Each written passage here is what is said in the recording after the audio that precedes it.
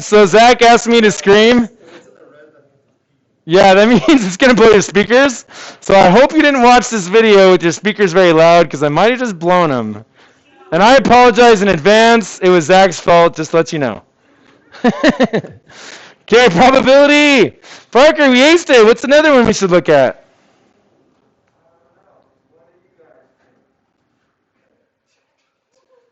You guys okay with number 43, or should we do a different one?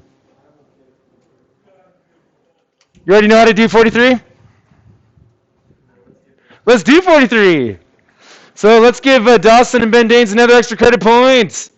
So what kind of problem is this, Ben? Dawson already said the last one. I'll give you a hint. It says at least in it. If it's a conditional problem, it says given, right? Conditional is given. But what about at least? Oh, conditional has the word given, right? If it has given in it, it's a conditional problem. Union! That's a union problem. And so basically all you got to do is the union formula, right, you guys? You're going to see this one on the test, so don't freak out. Don't freak out. Don't freak out when you see it. It's not that bad. So the union is like this, remember? The union is at least one or the other or both. So we're going to go 1/8 plus 1/16 minus off 1/8 times 1/16. And that's it. And that's it. So you're going to see the Weber High School, the 1/8 of all students take stats, 1/16 of all students play football. Their two events are independent. So what's the probability that a student randomly chosen out of the commons and they're dangling their feet as the claw picks them up, the claw? What's the probability that they're either stats or football player or both? And that's what this gives you right here. Because you remember from that last problem, we have to minus off the intersection. And why do we minus off the intersection again? Good, extra credit, Zach, because it overlaps twice, that intersection of both happening, one and the other, multiplication. So beautiful. So let's go ahead and do that guy right here. First person to put that in their calculator gets an extra credit point. Ooh, Ashley's going to beat you guys, hey. Yeah, do it, Tayan.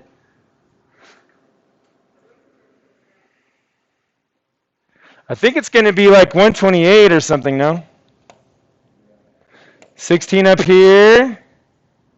And then 8's going to go, because you're basically multiplying to get a common denominator. Multiplying to get a common denominator. You got it? Who's got it? Who's got it? Yeah, Ashley, what's that as a fraction? I know, you were so close. Push the math button on your calculator, and then push frac. Is yours a graphing calculator? Math fraction.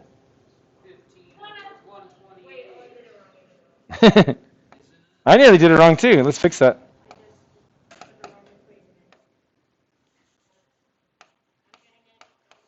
You're getting it? Don't even? That's it. 16 plus 8 is 24. And then 24 minus 1 is 23. Give her a hand. Woo! Yeah, round of applause, as my dad would say. Round of applause. So that's going to be D. Could you guys do that problem again on the test next time? Could you do that one on the test with the football player, student? You'll ace this one, right? Because you're a football player and you're a stats. You're both. Yeah, ace it. Dawson. Okay, so that's the other union one that you're going to face on the test. Was there another one that you struggled with? I think we already did the upperclassmen one on the last video, so we won't do that one again.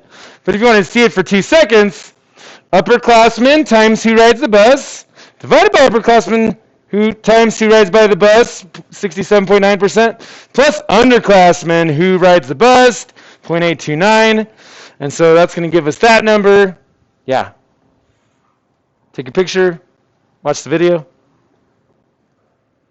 So that's how you do the underclassmen, upperclassmen problem.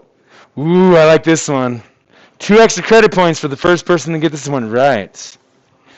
When 2 dice are rolled, what's the probability of getting a sum of a 6 with 2 dice? Or an 8. Or an 8. Parker!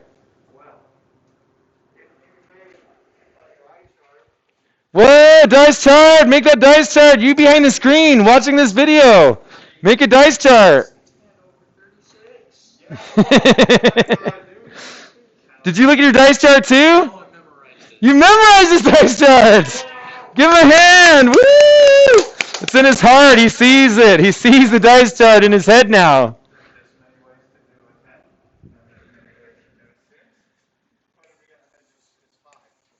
Right? Good job. Because it's 1 and a 5. 2 and a 4. 3 and a 3. Because or means, good job, Parker. Or means to add them. Nailed it. Nailed it. So 4 plus a 2 or 5 plus a 1. And then this is summing to 7, so we won't show that one. That's summing to 7. And then summing to 8 is a 2 and a 6. A 6 and a 2, a 5 and a 3 and a 5. That's supposed to be a 5. And then a 4 and a 4. So there's 10 total ways out of 36. Good job. Nailed it. So make sure you guys have that dice chart for next time. If you're sat here and you're like, I get all these, Newbold, then go ahead and make the dice chart. Why wouldn't you make that dice chart for an extra credit point on the test next time, right? Why wouldn't you make that dice chart? Go ahead, Parker.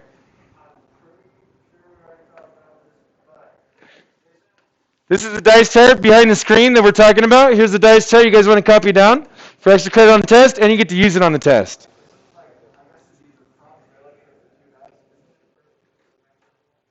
It is perfectly symmetrical. Good job, Parker. I'm going to pause this video because I feel like I owe. And we're back. Not screaming this time, promise. Okay, so what's the probability of rolling a 2? We're going to raise your hand for extra credit. What do you think? Let's grab Ethan Hansen. So what's the probability of rolling a 2 on a 5-sided dice? Yeah, say it again, Ethan. Yeah, 1 out of 5. Is there such a thing as a 5-sided dice? You could probably find one.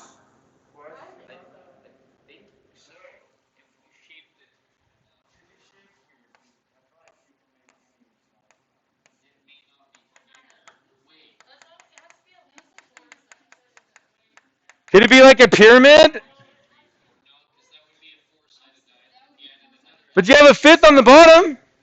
1, 2, 3, 4, 5. But then it's not right because the one on the bottom is more surface area. Oh, dang it.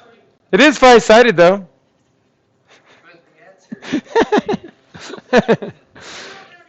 Okay, so this is kind of a weird one on our probability test. You probably want to write this one down. So what is the geometric shape of a 5-sided dice called? What do you think, Dustin? What do you think, Ethan? Go and raise your hand. Do you know what it is, Katie? Oh, good. Penta something. There's your hint. What do you think, Ethan, Dustin? What's a 5-sided dice called? 3-dimensional 5-sided dice? Pyramid? Ooh. Pentadice? Is it a pentagon? Is it a 5-agon? Oh, Ethan! Is that what you're going to say? Yes. Good. Here's the answer, you guys. So a pentahedron. So I will tell you the test question since you're here today, if you want to write this down. Here's your test question, or if you're watching this video. So the one I'm going to actually do, you can Google it right now if you want to, so you're ready for the test next time. It's going to be 8-sided dice. Do you know what that's called? You better look that up before day of the test, because you might not know on the day of the test. Oh, sure, go ahead. Ooh, I kept my microphone quiet when you said it, so the person behind the screen still has to Google it. But you're right. Yeah, it's not an octopus. It's not an octopus. It's not an 8-agon. It's not an 8-agon.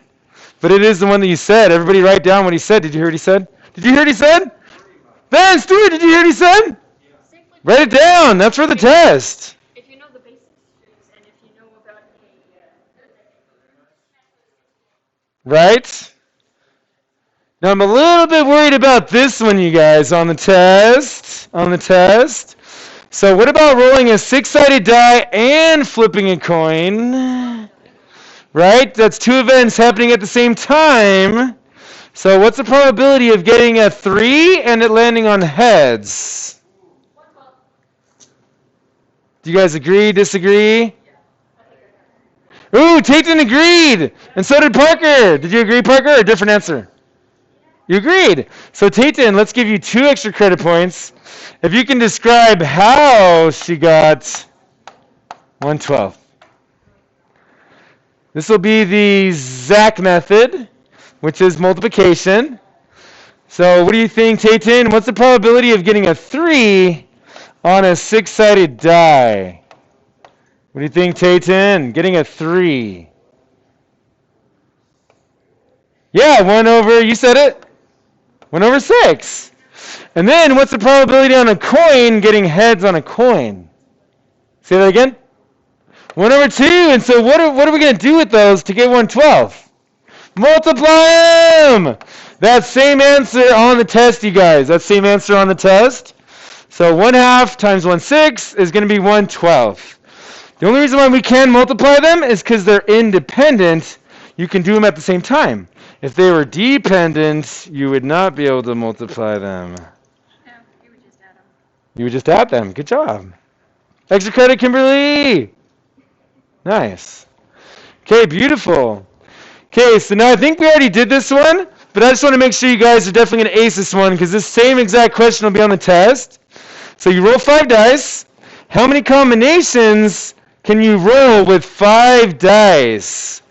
How many different combinations in the game of Yahtzee? Do you remember Ben Stewart and or Tayton and or Ellie and or Rachel?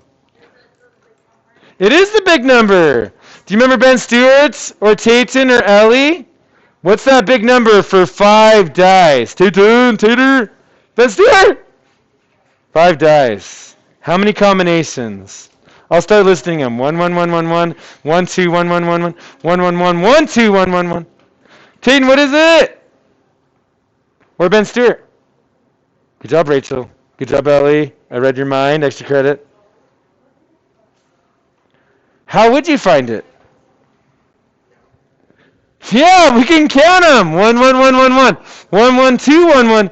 1, 1, 1, 1, 2, 1. It might take a while. Because 2 dice is 6 times 6. Everybody say bye, Kenzie. Woo! So what do you think, Tayton, Ben? Well, how do we get with how many combinations with 2 dice? Close. 6 ways for the first dice. 6 ways for the second dice. How many different dice are there? I mean, how many different combinations with 2 dice? Just 2 dice. What's that? Close. I'm glad we're discussing this because this will be on the test and you really need to know this because it happens 3 or 4 times on the test. Ready? So 2 dice. Did you already make this, Ben? Did you already make the chart? You already made it? Then how many was in your chart?